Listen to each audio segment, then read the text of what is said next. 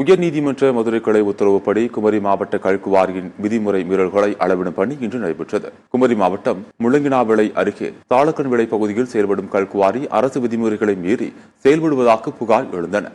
இது தொடர்பான வழக்கில் மாவட்ட ஆட்சியர் மற்றும் கனிம வளத்துறை அதிகாரிகள் கல்குவாரியில் ட்ரோன் மூலம் ஆய்வு செய்து அளந்து அறிக்கை சமர்ப்பித்து உயர்நீதிமன்ற மதுரை கிளை உத்தரவிட்டது.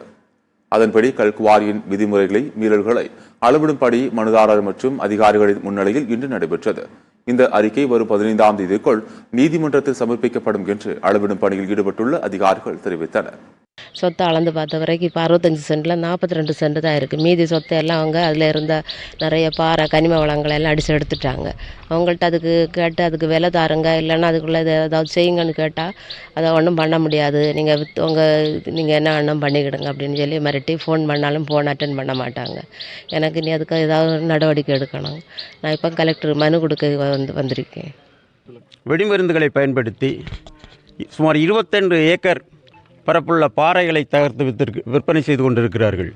பொதுமக்களாக நாங்கள் பல தடவைகள் மனு கொடுத்தும் அந்த அரசு அதிகாரிகளும் எந்த விதமான நடவடிக்கையும் எடுக்கப்படவில்லை. காரணம், இந்த குவாரி லைசன்ஸ் தற்போது உள்ள பெல்லார்மின் ஜோஸ் என்பவர் இன்று தமிழ்நாடு காவல்துறையின் ஏடிஜிபி ரேங்கில் பணிபுரிகின்ற திரு ஏ அமல்ராஜ் அவர்களின் தம்பி என்பதால் நடவடிக்கை எடுக்கப்படவில்லை. இங்கே இந்த குவாரியில் நிறைய பாதிப்புகள் இருக்குது. என்னென்னா, நீர்நிலைகள் 300 மீட்டருக்கு இடைவெளிக்குள்ள வீடு இல்லை அப்படின்னு சொல்லிட்டு அவங்க பெர்மிஷன் கொடுத்துருந்தாங்க.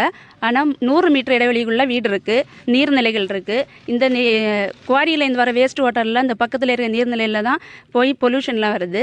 இதனால் நிறைய பாதிப்புகள் மக்களுக்கு ஏற்படுது. தண்ணி இல்லாமல் இருக்குது, வீடு கிராக் விழுந்திருக்கு.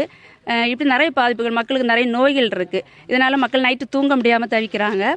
இதை நாங்கள் நிறைய தடவை போராடி பார்த்தோம், ஆனால் எந்த பலனும் இல்லை. ஆனால் இப்போ நீதித்துறை ஆன பிறகு எங்களுக்கு ஒரு சொல்யூஷன் கிடச்சிருக்கு. அளந்து அவங்க ட்ரோன் கேமரா வச்சு அளந்துட்டு போயிருக்காங்க.